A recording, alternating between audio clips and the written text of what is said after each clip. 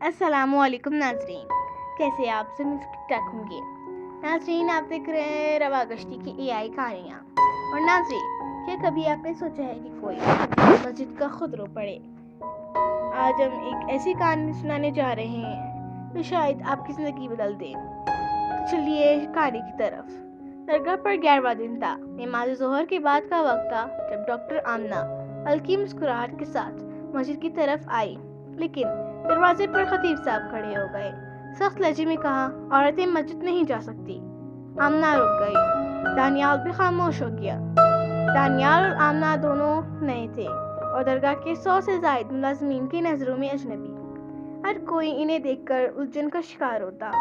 یہ لڑکا اور جگہ اس لڑکی کے ساتھ کیوں نظر آتا ہے؟ مسجد ہو، کار، ڈائننگ ہال یا لیکچر ہال، یہ دونوں ہمیشہ ساتھ ساتھ رہتے ہیں۔ لیکن جیسے ہی لوگوں کو پتہ چلا کہ یہ دونوں میاں بیوی ہیں، بات پورے سسٹم میں جنگل کی آگ کی طرح پھیل گئی۔ سب حیران تھے، کیا واقعی میاں بیوی 24 گھنٹے ایک ساتھ رہ سکتے ہیں؟ یہ دونوں فجر کے بعد واک پر جاتے، ورزش کرتے، پسینہ بہاتے، کپڑے خود دھوتے، ناشتہ خود بناتے، کتابیں پڑھتے اور رات کو ایک ساتھ سوتے۔ سب کو ایک ہی سوال ستاتا، کیا کوئی شوہر اپنی بیوی کو اتنی عزت اور وقت دے سکتا ہے؟ اسی دن صبح جب دانیال گاڑی سے کپڑے نکال رہا تھا، خطیب صاحب نے چپکے سے قریب آ کر پوچھا، آپ کہاں سے ہیں؟ پھر خود ہی بول پڑے، میں کشمیر سے ہوں، مہینے میں ایک بار گھر جاتا ہوں۔ میری بیوی شکایت کرتی ہے کہ تم مجھے وقت نہیں دیتے۔ ایک لمحہ رکے، پھر دانیال کی طرف دیکھ کر بولے، آپ دونوں کو دیکھا ہے، پیار، عزت خاموشی میں دعا کرتے ہیں۔ میں نے اپنی 65 سالہ زندگی میں ایسا رشتہ نہیں دیکھا۔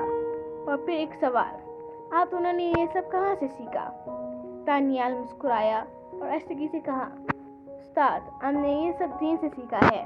انہوں نے دہرایا، اللہ اکبر۔ پھر 1 گھنٹے تک وہ دانیال سے پوچھتے رہے کہ میں اپنی بیوی کے ساتھ رشتہ کیسے بہتر بنا سکتا ہوں۔ اب آئیے آپ کی زندگی کی طرف۔ سوال یہ نہیں کہ ہم دونوں ساتھ کیسے رہتے ہیں، سوال یہ ہے کہ کیا آپ بھی اپنی زندگی میں ایسے نزدیکی لا سکتے ہیں؟ کیا آپ 10 دن اپنے شریک حیات کے ساتھ گزار سکتے ہیں، صرف ایک دوسرے کو سن کر، محسوس کر کر، بغیر کسی اسکرین کے؟ دانیال نے کہا، نہیں۔ تو چلیے آج سے ایک چھوٹا سا ہوم ورک کرتے ہیں۔ کل صبح نماز فجر کے فوراً بعد کسی کھلی جگہ یا کھڑکی کے سامنے بیٹھ جائے۔ بس بیٹھنا ہے، موبائل بند، TV بھی بند، صرف آپ اور فجر کی بات کی خاموشی۔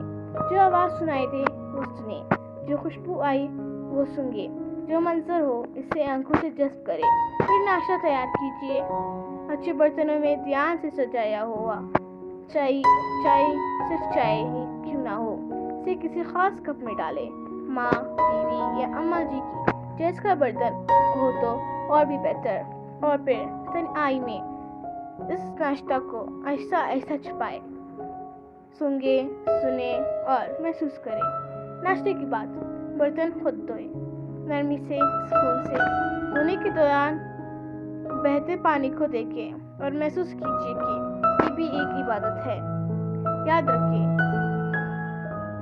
ہر دن نیا سورج شروع ہوتا ہے، نئی روشنی، نیا موسم، نئی آمدید، اور ہم بھی بدلتے رہتے ہیں۔ تو کیوں نہ ہم خود کو اس دنیا میں گم کرنے کی بجائے اس کی چھوٹی چھوٹی خوبصورتیوں کو جینا شروع کر دیں؟ کیوں نہ اپنے شریک حیات کو وقت دینا شروع کر دیں؟ ماں باپ، بچوں اور دوستوں کو سننا شروع کریں؟ کیوں نہ جانے سے پہلے اس دنیا کو واقعی محسوس کر لیں؟ مولانا رومی کی ایک بات یاد آتی ہے، میں نے سیکھا ہے کہ ہر کوئی موت کا ذائقہ چکھے گا، لیکن بہت کم لوگ زندگی کا ذائقہ چکھتے ہیں۔